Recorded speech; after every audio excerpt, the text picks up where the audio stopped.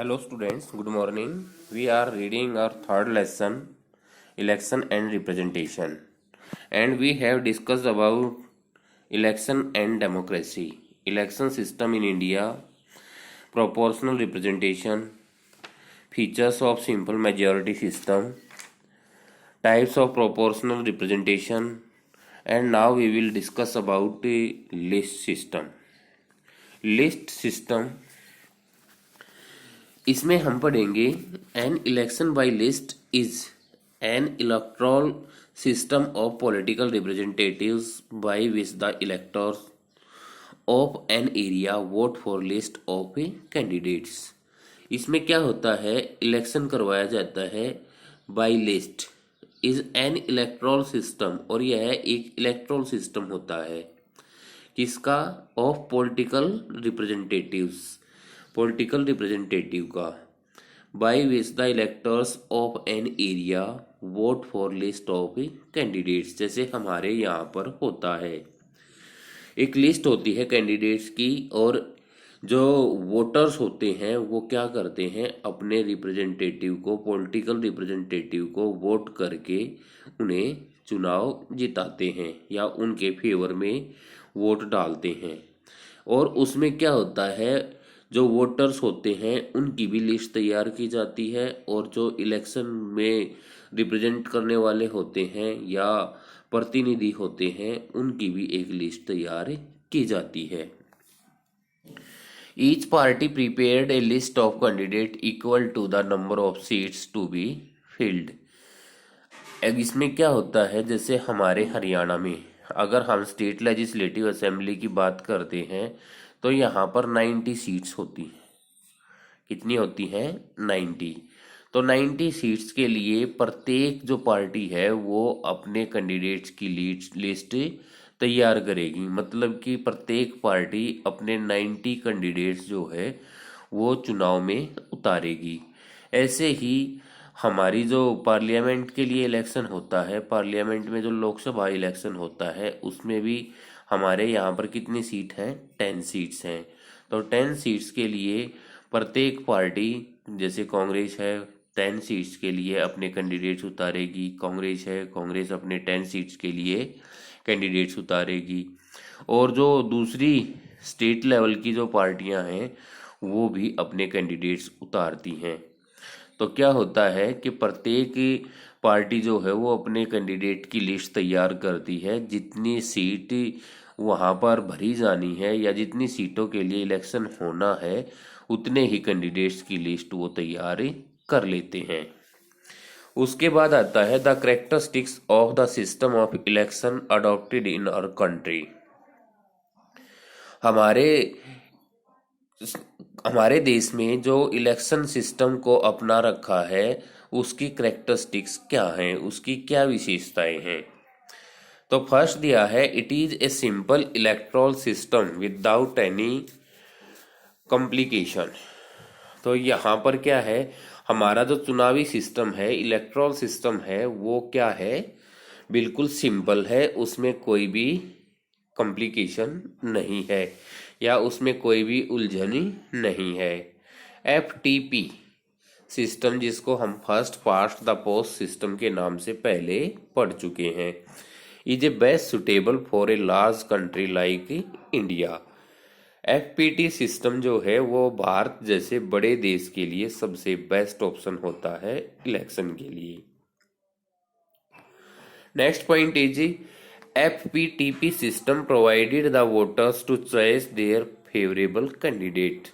FPTP system जो होता है यह वोटर्स को अपनी पसंद के या अपनी फेवर के कैंडिडेट चुनने के लिए फैसिलिटी प्रोवाइड करता है। FPTP system represent a particular constituency, वह एक पर्टिकुलर कॉन्स्टिट्यूएंसी को रिप्रेजेंट करता है। जैसे हल्के बांट दिए जाते हैं हमारे इंडिया में, तो इस तरह से वो पर्टिकुलर कॉन्स्टिट्यूएंसी को रिप्रेजेंट करता है। This system coordinate the different section of society. और FPTP सिस्टम से क्या होता है, कोऑर्डिनेशन आता है, समन्वय स्थापित होता है किसके बीच, the different section of a society, society के जो डिफरेंट सेक्शन होते हैं उनमें आपस में तालमेल बन जाता है। फिर आता है difference between FPTP and proportional representation. दोनों में क्या अंतर होता है? तो एफपीटीपी और प्रोपोर्शनल रिप्रेजेंटेशन में हम एक एक पॉइंट करके दोनों के डिफरेंस को कंपेयर करेंगे। फर्स्ट पॉइंट दिया है एफपीटीपी सिस्टम में the state divided into several constituency. FPTP system में क्या होता है, स्टेट को कई कॉन्स्टिट्यूएंसीज में डिवाइड कर दिया जाता है, जैसे अपने इंडिया में होता है। सपोज करो कि भाई हमारे पार्लियामेंट के लिए जो इलेक्शन होता है, तो हमारी जो पार्लियामेंट की जितनी सीट्स होती हैं उनके लिए पूरे स्टेट को यानी कि पूरे कंट्री को क्या कर देते हैं, हम कई कॉन्स्टिट्यूएंसी में डिवाइड कर देते हैं। ये कौन से सिस्टम में होता है? एफपीटीपी सिस्टम में। उसके बाद आता है प्रोपोर्शनल रिप्रेजेंटेशन। प्रोपोर्शनल रिप्रेजेंटेशन में क्या दिया है? The state divided into a single और मल्टी मेंबर कॉन्स्टिट्यूएंसी। स्टेट को कितने, एक सिंगल या मल्टी मेंबर कॉन्स्टिट्यूएंसी दोनों में डिवाइड किया जा सकता है। एफपीटीपी में क्या होता है, सेवरल कॉन्स्टिट्यूएंसीज में डिवाइड किया जाता है। उसमें क्या होता है, ये सिंगुलर में भी किया जा सकता है और मल्टी मेंबर कॉन्स्टिट्यूएंसी में भी डिवाइड किया जा सकता है, यानी कि एक कॉन्स्टिट्यूएंसी से कई मेंबर चुने जा सकते हैं। सेकंड पॉइंट दिया है constituencies are small territorial area. तो कॉन्स्टिट्यूएंसी जो होता है वो छोटे एरिया के लिए बनाया जाता है। Constituencies are large territorial area.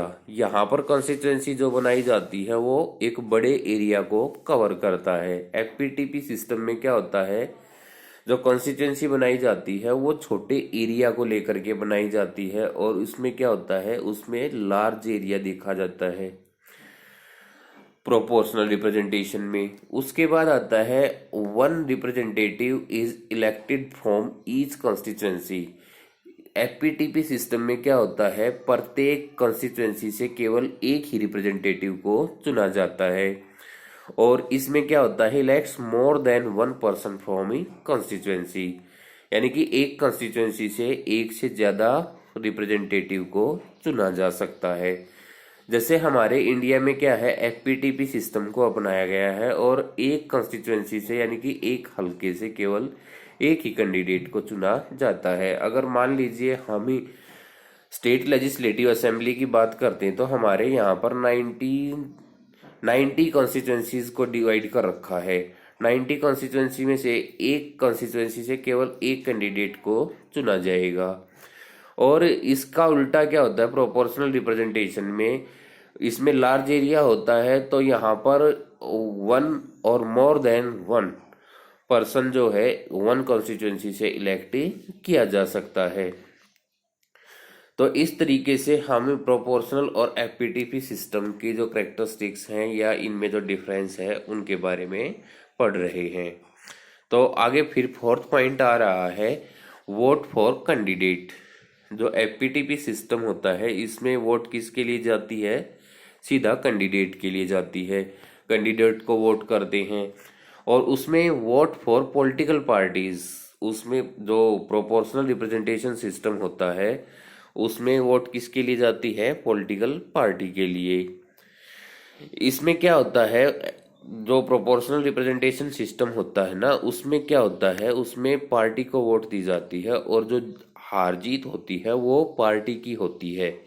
और एफपीटीपी सिस्टम में क्या होता है, पार्टी को सीधा वोट ना दे करके कैंडिडेट को वोट दी जाती है।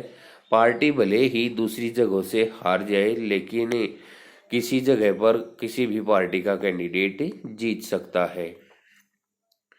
जरूरी नहीं है कि जिस जो रूलिंग पार्टी होगी केवल उसी के कैंडिडेट जीतेंगे। यहाँ पर कोई भी कैंडिडेट किसी भी कॉन्स्टिट्यूएंसी से जीत सकता है। फिर आता है fifth and last point, a party में get more seats which parties get more candidate. एक पार्टी जो है वो ज्यादा सीटें जीत सकती है जिस पार्टी का क्या होता है, कैंडिडेट ज्यादा होते हैं। मान लीजिए एक पार्टी ऐसी है जिसने 90 सीट्स के लिए अपने कैंडिडेट्स उतार रखे हैं, और एक पार्टी ऐसी है जिसने अपने कैंडिडेट केवल 10 सीट्स के लिए उतार रखे हैं। तो ये तो दिखती सी बात है कि भाई उस पार्टी के कैंडिडेट से ज़्यादा जीतेंगे। फिर दिया है प्रोपोर्शनल सिस्टम में, each party gets seats for each party gets seats से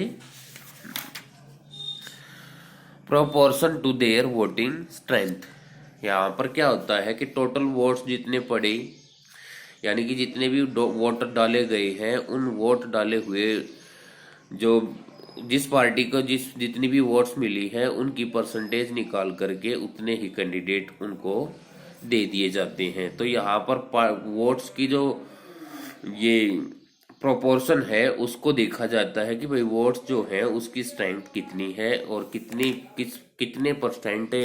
मान लो एक पार्टी को 80% वोट्स मिले हैं तो उसके जो कैंडिडेट होंगे वो 80% ही जीतेंगे। तो टोटल सीट का 80% जो हिस्सा है वो किसको दे दिया जाएगा, उसी पार्टी को दे दिया जाएगा जिसने ज्यादा वोट हासिल की है। तो इन टॉपिक्स को आप अपनी टेक्स्ट बुक से पढ़ेंगे और लाइन टू लाइन पढ़ने की कोशिश करेंगे, आपको अच्छी तरह से समझ आ जाएगा। तो इसको आप दोबारा से फिर पढ़ेंगे। Thank you.